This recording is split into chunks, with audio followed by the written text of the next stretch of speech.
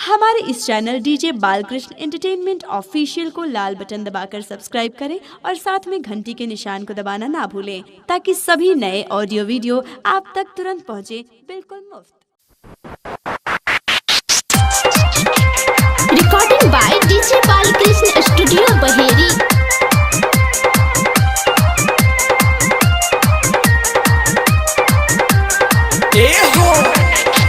ऐसे जे चलबू उतान तभी कर दी दासा।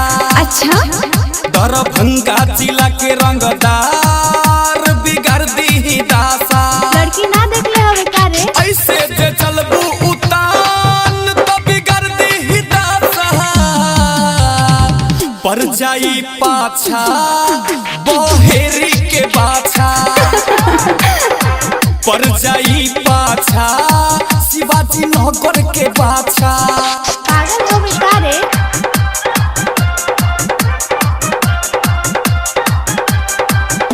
डीजे बालकृष्ण की शानदार धमाकेदार प्रस्तुति। होली देखई बुझे रोज है जवानी के ताज। लइका बूढ़वा जुअन का के खूब सन की मियाज।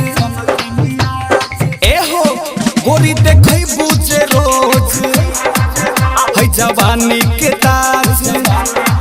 लइका बूढ़वा जुअन का के खूब सन की मियाज।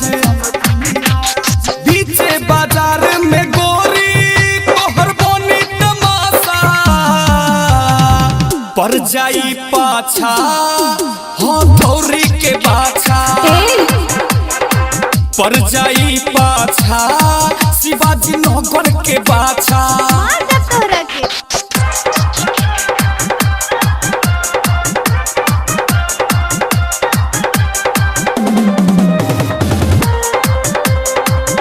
Music by DJ Balkrishna. तोहर नया मशीन पर लग जाई जुर्माना। चलेला रंगदारी ना कुछो करी थाना। सुनो ना तोहर नया मशीन पर लग जाई जुर्माना। चलेला रंगदारी ना कुछो करी थाना। डीजे वाला लइका तोर बिगाड़ी दुर्दशा। पर जाई पाछा रसरा के बाछा। पर जाई पाछा शिवाजी नगर के बाछा।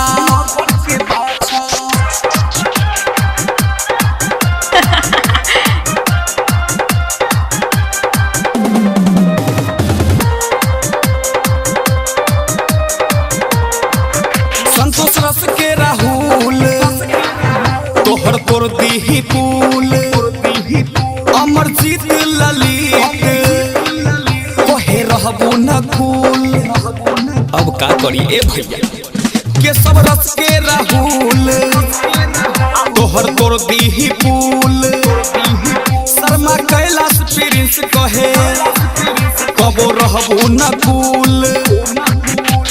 मारी मजा अजे अजनबी खिया के बतासा।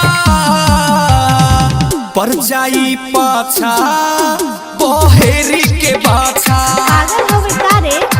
पर जाई पाछा शिवाजी नगर के बाछा। ऐसे जे चलबू उतान तभी कर दी दासा। पर जाई पाछा बहेरी के बाछा। पर जाई पाछा शिवाजी नगर के बाछा।